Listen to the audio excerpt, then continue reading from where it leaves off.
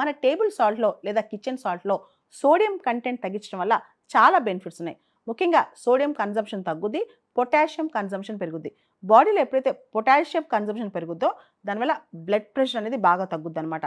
Potassium అనేది మనం న్యాచురల్గా కూడా గెయిన్ చేసుకోవచ్చు. Beans, peas, nuts, vegetables, spinach, cabbage, fruits, banana, papaya లాంటి ఫ్రూట్స్ వీటన్నిటిలో కూడా పొటాషియం కంటెంట్ ఉంటుందన్నమాట.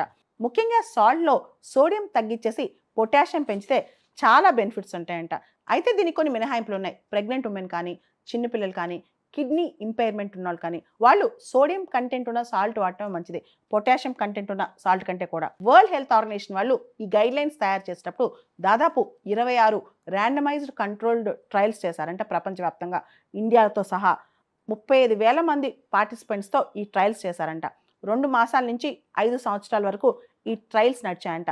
ఎవరిపైనైతే ఈ ట్రయల్స్ చేశారో వాళ్ళు బ్లడ్ ప్రెషర్ చాలా వరకు తగ్గిందంట. అంతేకాదు నాన్ ఫ్యాటల్ స్ట్రోక్ రిస్క్ 10% తగ్గిందంట. అదేవిధంగా కార్డియోవాస్కులర్ డెత్స్ అనేవి 23% తగ్గాయంట. అంటే కార్డియోవాస్కులర్ డెత్స్ తగ్గాయి, స్ట్రోక్స్ తగ్గాయి, అంతేకాకుండా బ్లడ్ ప్రెషర్ కూడా బాగా తగ్గింది.